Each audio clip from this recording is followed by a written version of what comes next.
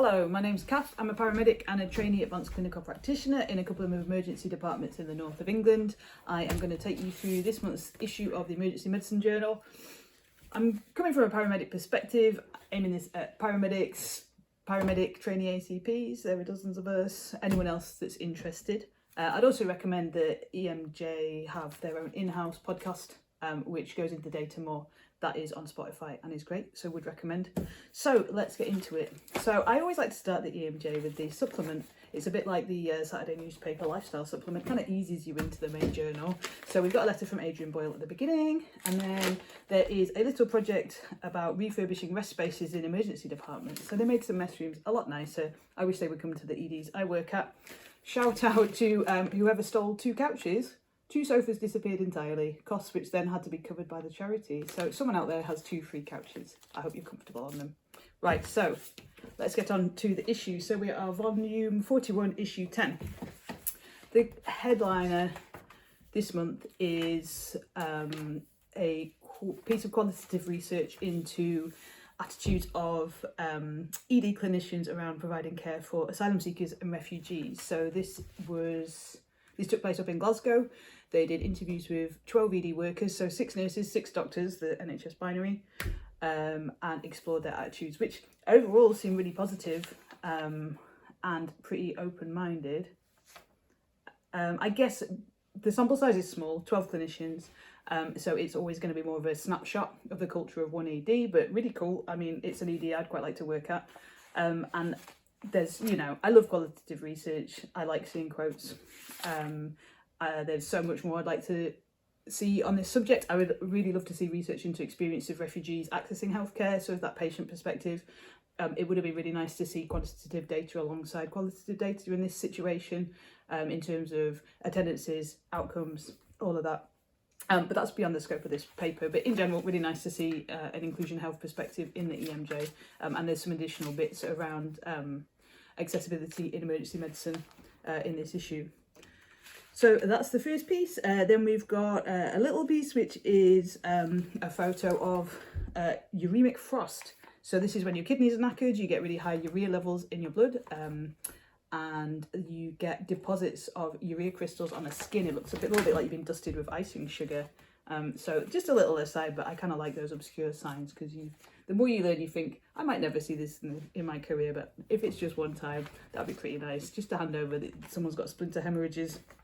We're all holding out for a Sister Mary Joseph nodule deep down. Then what else we've got? We've got Remimazolam for procedural sedation. The title of this hilariously is, do we need another emergency department procedural sedation agent? So I think acknowledging that it's joining the fray. I don't think it's used pre-hospitally, but worth being aware of. What have we got next? So the big trial, or the big paper. So this is an open access paper, so you can read this online whether you have a subscription or not. It's the easier trial. So this is looking at the management of hepatopancreaticobiliary pain in the emergency room. I know what you're thinking. That would be an incredible word in bananagrams, and I am here to confirm that this is true. So abdo pain, basically. So it was comparing management of this kind of pain, this kind of abdo pain, with IV morphine compared to a regional block, which was injected under ultrasound.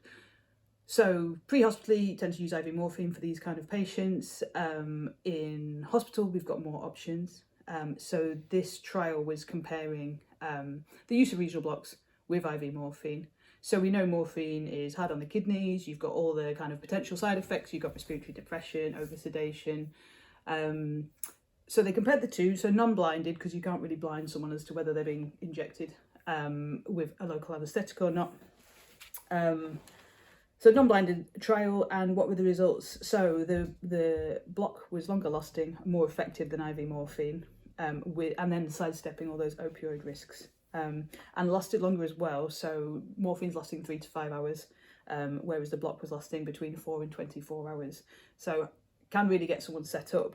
And if you're not familiar with blocks, so in this case it's a local anaesthetic, it's injected into like the T7 area, and then the local anaesthetic bathes those nerves, so it's providing multi-dermatomal sensory block, so it's bathing the thoracic, abdominal, spinal nerves, so it's just stopping the pain from a particular site rather than giving that full body analgesia experience. So better outcomes with this compared to IV morphine. In practice, what are the logistics? So this is a relatively new procedure. So the first documented procedure was 2016. So it's pretty new. And I think my first thought on reading it is like, well, where are you going to find the space and the clinicians and who's trained to do this at the moment? You're needing to get ultrasound, probably a couple of clinicians to do it. But then if you look at more established pathways, so we've got fascia iliaca block in ED for neck and femur fractures, and actually they can get quite streamlined. So in one ED I work at, the radiographers can call through obvious NOFs that they see in X-ray, and they call a special phone and someone could just get set right up to do a fascia iliaca block for those. So there's potential, the pathways need to be there and the trainings need to be there, and I guess it's comparing, yeah, it's kind of labour intensive, but then also you're then not having to re-prescribe and administer repeat morphine over the next however long someone's in ED for. And if you've got less adverse events as well, then that's going to save time. And I guess from my inclusion health perspective, it's also potentially useful for patients on Suboxone. So buprenorphine is part of Suboxone is buprenorphine, and naloxone is used as opioid substitution therapy. And buprenorphine is a partial opioid antagonist, and it's a partial agonist and a full antagonist on different opioid receptors. So people who are on Suboxone get no benefit from opioids, which is great in terms of managing opiate addiction, but is terrible in terms of needing decent painkillers if they're people that are predisposed to this kind of pain. So it would be nice to offer those patients an effective form of pain relief, and they're a group of patients that have a pretty bad time in ED, so that would be a nice option to offer them. I think from a pre-hospital perspective, are we ever going to be doing blocks at the side of the road? Probably not, but I think it's worth being aware of the kind of changing landscape of pain management. You see so many things, kind of new things coming, but also things going in and out of fashion. When I started in the ambulance service, we had tramadol, that was superseded by IV morphine. You see Penthrox is kind of in and out of fashion pre-hospitally and in ED. There's been local trials of that pre-hospitally, but it's not currently there. And I think it's always helpful to know what what your patients might expect once they get to hospital. So we're keeping an eye on this one. It'll be interesting to see whether it's brought into practice. Next up is more blocks, actually. It's quite a blocktastic issue this month. There's also research into hematoma blocks for closed forearm fractures. And there's something about blocks for migraine as well. So the next paper, which is also open access, is about the use of AI to assist interpretation of chest x-rays, specifically in terms of looking for pneumothoraces, which are kind of famous for being easy to miss on chest x-rays. So AI was used to assist interpretation. They found that it significantly enhances diagnostic accuracy, especially less skilled clinicians. I feel seen. So it helps. I guess as a takeaway, is there a risk of skill fade? In 5 years' time, are we just going to be waiting for AI to tell us what the chest x-ray says, or can we use it to help us learn on the job? Which way is it going to go? So that remains to be seen. It will be really interesting to see where we are in 5-10 years. Certainly do slightly worry for radiographers in terms of the AI threat to their jobs. I think paramedics could always be reassured that no robot will be able to get a patient out from behind a bathroom door. Although I do think as a union of man and machine, a paramedic and a manga elk at 3 AM can't be surpassed. So then there's quite a lot of pre-hospital stuff this month, because the next one is about the use of pre-hospital point of care troponin testing, specifically in terms of whether using that to create a nuanced pre-heart score can help with risk stratification of patients with suspected non-STEMI ACS. So it's about pre-hospital troponin testing, and it's comparing that as part of a larger score. It's comparing that with just straight up what's the trop number.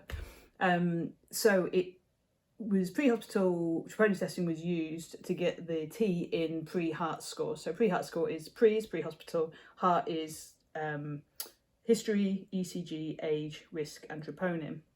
So then the troponin is brought in as just one part of that. Then that gives you a score. And my understanding is that's then used to stratify. So you've got this clump of patients that don't have ST elevation, but you're suspecting non-ST elevation ACS. And then you're using the risk stratification to pull off the low risk patients to leave at home ideally, and then the higher risk patients to go to PCI. So this is a clump of patients that all would have trundled down to ED. You're pulling off the kind of top and the bottom. So the outcomes were good in the pre-heart score. Using that troponin score was more accurate than just the troponin alone. It also fills a gap of pre-hospital research, which is always there.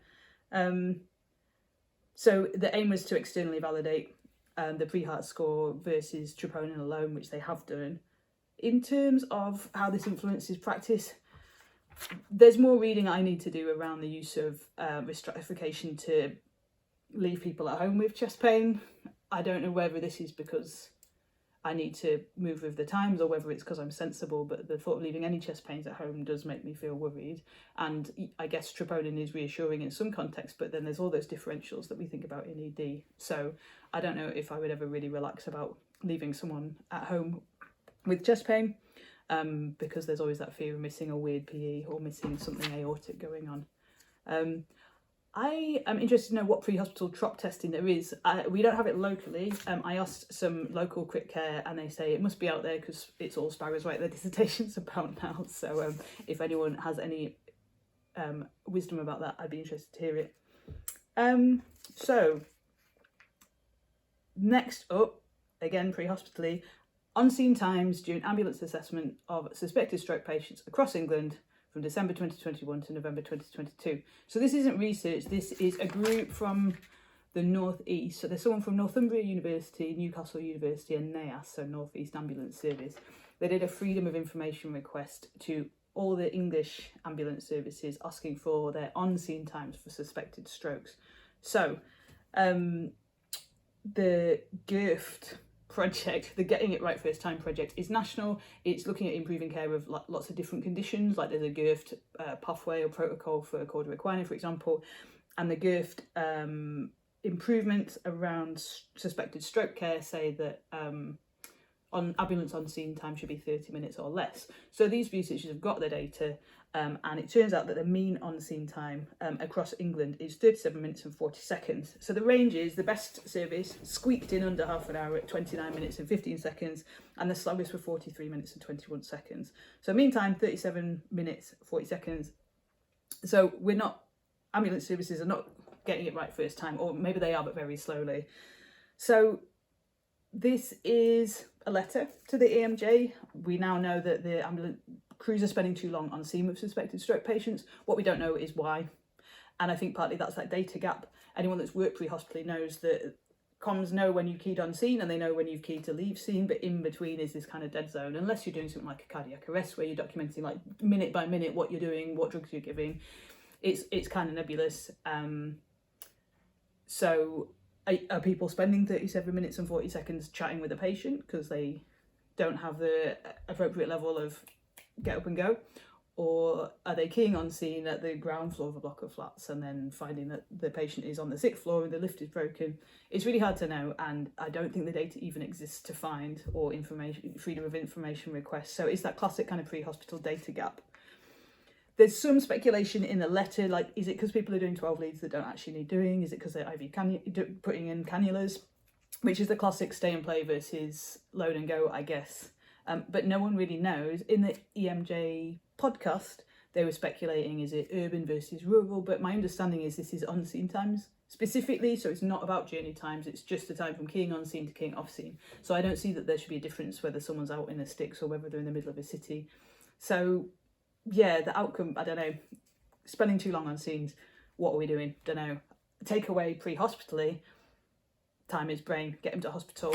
It's like major trauma, isn't it? It's like, cannulate on the go or not at all. If you can justify it, then it's fine. Or if you can justify not doing something, that's also fine. Yeah, just being aware of what patients are time critical. I guess it'll be interesting, our ambulance service is going to use this to then push crews to be a bit quicker on scene. Any thoughts, would be interested to hear them, and see if any more research comes out from the North East on that one. Next one, a quick quit, which is a quality improvement project aiming to reduce inappropriate use of abdominal x-rays in the ED. Takeaway is stop x-raying abdomens. They're 20, 30, 35 times more radiation than a chest x-ray. And they're going to get a CT abdo anyway. That's my cat. So just stop x-raying abdos. That's it. I mean, it's 4 pages, but it's 6 pages. Takeaway is stop x-raying abdos, please. What we've got? We've got, okay, so journals around the world. There is a little bit about EMS in, there's a review of major burns, which is worth read. And then there is a little bit from the African Journal of Emergency Medicine about the establishment of standards of practice for EMS in South Africa, which sounds really positive.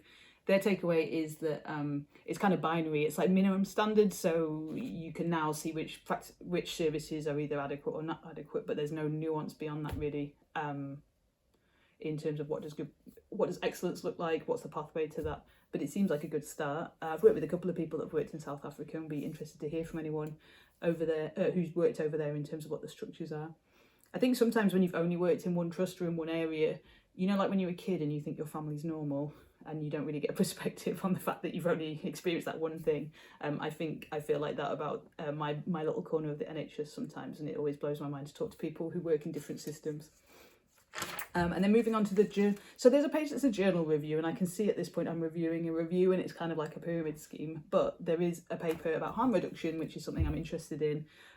So this is an American paper looking at community-based interventions trying to reduce opiate overdose deaths. So it was from summer 21 to summer 22, and they tried a bunch of different interventions, and the outcomes, there was no improvement. Things were pretty much the same. So disappointing outcome.